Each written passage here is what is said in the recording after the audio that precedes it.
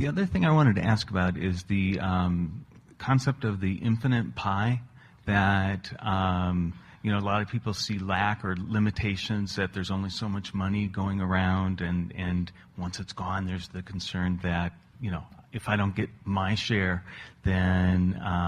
We don't understand how you would come to that place. When we explain to you that you're the creator of the pies, and that's what I wanted to and then you worry about the pie not being enough pie, just make another pie. Yeah. Make another pie. If you're the pie maker, then make as many pies as you want. Slice them up any way you want. Right, and because I didn't know if an analogy adding laying new pipes would be good to include with this. I get it, but I wanted to. I just got the sense that it would be something really good to. You have to find your place in this, because the word infinite only feels good when you're on the high-flying disc. In other words, when you're on that high-flying disc, because you feel up to speed with it and capable of contemplating it and flowing with it and knowing what to do. If you're not on the high-flying disc, infinite is overwhelming. So a lot of people hang around in this concept, what he's talking about. We've been talking about, here's this prosperity pie, and it is unlimited, where so many humans think that there's this finite amount of prosperity, and if that guy gets a large amount of it and that guy gets a large amount of it, then there is less to be spread among the others. And so there's a sort of competitive lack-based consciousness that happens. But when you come to understand that you are the creator of your reality, you are the creator of your prosperity, just logically look at the resourcefulness, better said, the resources of your planet today, and compare them with the resources a very short time ago. Where are these resources coming from? Resources have always been the exchange of human energy. But when you were trading beads and digging up gold and trading nuggets for fur and that sort of thing, your economy was not anything like it is today. Now what you are trading is intellectual capacity. There is the unlimitedness of it, but in its unlimitedness and in its intangibleness, it can tend to make you feel sort of lost or overwhelmed. You have to sort of get the hang of this. Kate and Luke gave Esther a pen that she keeps in her date book, and it looks like a magic wand. It's her favorite thing to have in her hand. And she writes and scripts and focus wheels with it and waves it around as she is dictating to the universe, some of that please, some of that please, some of that please. Because from that high-flying disc, there just isn't anything that you could point at that won't come directly to you, as directly as your path is allowing. And so if you spend this time carving out the path, being on the high-flying disc as much as you can. We didn't talk about that much yet today, but so let's say you're on this high-flying disc because you woke up there, because you were born there this morning. You're born again there this morning. And you recognized it, and you've been doing it for a few days, so you're pretty good at it. And you're basking and appreciating and feeling good and breathing deep and enjoying what you're drinking and liking the feeling of your body and appreciating your home and thinking those thoughts that feel good and are renewing to you. And then something occurs to you that is not that high-flying. And you say, Esther's been saying, I have 17 seconds. She said to a friend the other day, I have something to tell you, and I only have 17 seconds to do it in. We said, that's not exactly what we had in mind when we told you about the 17 seconds. She's also taken to sort of counting. She realizes that she's moving in a direction, and from past experience, she knows it has the potential of taking her to a place she doesn't want to be, or of carving out more of that path that she would like to let lie dormant. She wants those old pipes to close up from neglect. That's a really good way to say that. She wants those old pipes that lead to unwanted things to close up from neglect, from her neglect. And she wants the new pipes toward what she is wanting to open up from her attention. That's what you're thinking about. And so I've got 17 seconds, and she's been going 17, 16, 15, 14, 15, something about just counting down, keeping her mind on the counting rather than on the thought, then by the time she gets down to 1, she can't remember what it was. For a few days, she chewed on her arm instead. Anything to stop herself from moving forward or from adding to an open pipe that she doesn't want. It's about awareness, isn't it? So I deliberately got on the high-flying disc, and now I'm deliberately staying on the high-flying disc. You put these things together, and it becomes something that you can easily do.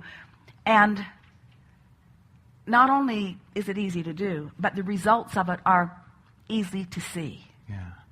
You just can't help. And there isn't anything more wonderful as a deliberate creator than to accomplish a vibrational point of attraction deliberately and then watch what happens next. Nothing will make you feel more worthy. Nothing will make you feel more loved. Nothing will make you feel more invincible than to realize that the entire universe is cooperating with your deliberate intention. It's also cooperating with your indeliberate intention. Call that creating by default. But once you know how something good will happen, and you'll feel fortunate or lucky, you say. It seems like a coincidence. I want to give a new definition to coincidence. It's a cooperative incident that law of attraction has orchestrated. And so it's not iffy, it's not chancy, it's not lucky, it's creation. Creation because of a powerful law that is absolutely consistent to the vibration that you're offering.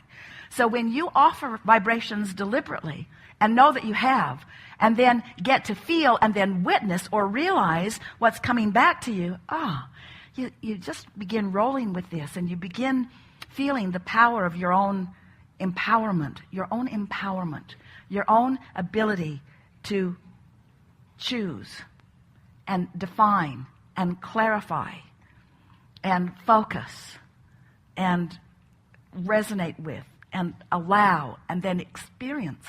Deliberate creation is utterly delicious. Yes. Yeah. And knowing you did it on purpose. You see, we want you to have we don't want you to come away from a Cancun experience and attribute the deliciousness of it to the power of what the Abraham Hicks organization orchestrated. It was magnificent. The music, the fun, there was so much that was packed into that. But that's not the reason that you felt the way you felt. The reason that you felt the way you felt, you weren't feeling the way you felt in response to. The other day, this explains this more clearly. Esther went to the beach in Mission Bay, San Diego. And she went there deliberately. She was feeling so good. And she's taken to saying to herself, I feel really good. What could be even better? I feel so good. What could be even better? And so the first thing that came to her mind was an In-N-Out hamburger.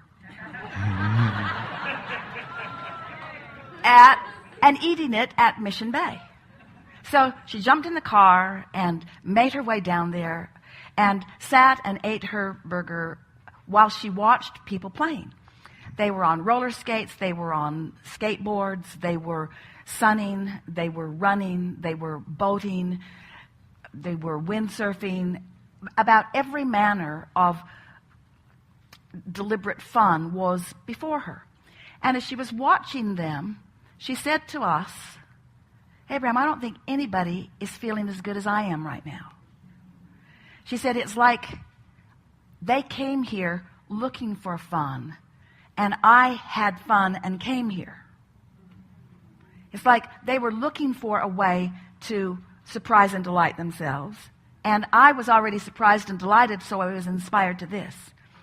And we are wanting to explain that speaks it all. In other words, if you have achieved the vibration and then the inspiration leads to the behavior or the action, then the action will give you so much more back, where most humans are looking for a behavior to enhance their experience. And so we just wanted to get this squared away. We don't want you to come to these events or to come to any event or to any event whether we are involved in it or not, looking for the upliftment that it provides. We want you to be on that high-flying disc, and if you are so inspired, then to come and co-create with us. That's the best of all of it, you see. Yes. Yeah. Yeah. And I guess for me that I've experienced a lot of that, Yeah. and I so appreciate everything that I've learned from the teachings of Abraham. So what do you do if you're not on the high-flying disc, Abraham? What were all those processes that you've been giving us for all of those years? When pivoting was the first thing you said. You know what you don't want. You know what you do want. Pick one. Point toward what you want. So we are not invalidating all of the processes that we've given you, because those processes have helped you to realize that you can be the deliberate creator and the deliberate focuser of your experience. We're just giving you the end run, back door way into deliberate creation. Get happy and then think. Yeah. Yes. Yeah. Get happy, then call your kids. Get happy, then interface with others. Get happy, then get into your vehicle and go somewhere.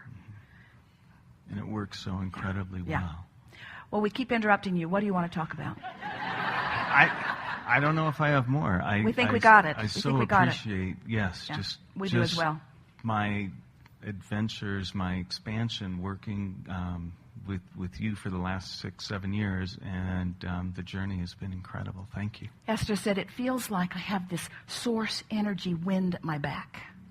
Right. And I get to face forward and pick whatever I want, and I'm just being swept into this current of well-being. And that wind is at all of your backs.